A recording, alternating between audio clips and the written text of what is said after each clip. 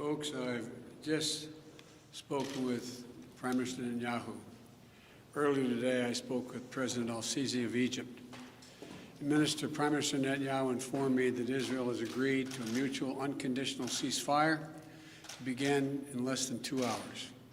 The Egyptians have now informed us that Hamas and the other groups in Gaza have also agreed. In my conversation with President Netanyahu, I commended him for the decision to bring the current hostilities to a close within less than 11 days. I also emphasized what I've said throughout this conflict.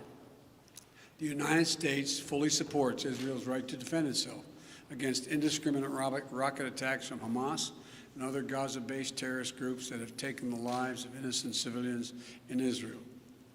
The Prime Minister also shared with me his appreciation for the Iron Dome system, which our nations developed together and which has saved lives of countless Israeli citizens, both Arab and Jew.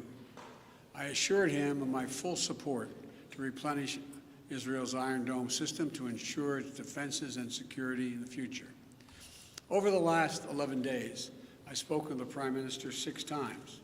I've also spoken with President Abbas of the Palestinian Authority more than once, and part of our intense diplomatic engagement.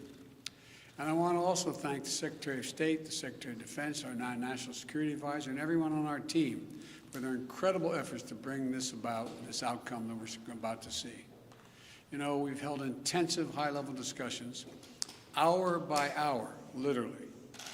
Egypt, the Palestinian Authority, and other Middle Eastern countries, with the aim of avoiding the sort of prolonged conflict we've seen in previous years when the hostilities have broken out. I extend my sincere gratitude to President al-Sisi and the senior Egyptian officials who played such a critical role in this diplomacy. I also appreciate the contributions of other parties in the region who've been engaged in working toward the end of hostilities. These hostilities have resulted in the tragic deaths of so many civilians, including children.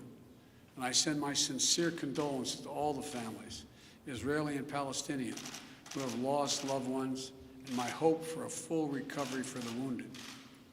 The United States committed to working with the United Nations, and we remain committed to working with the United Nations and other international stakeholders to provide rapid humanitarian assistance and to marshal international support for the people of Gaza and the Gaza reconstruction efforts.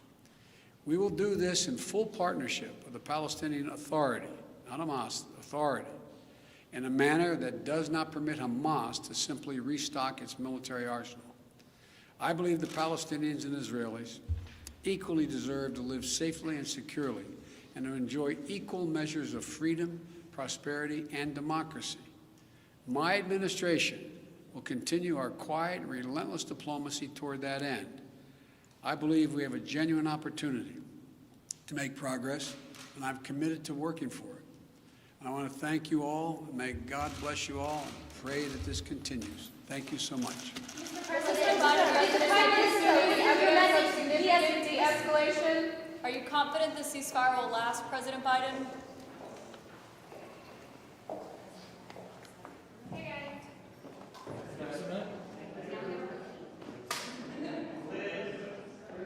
Right.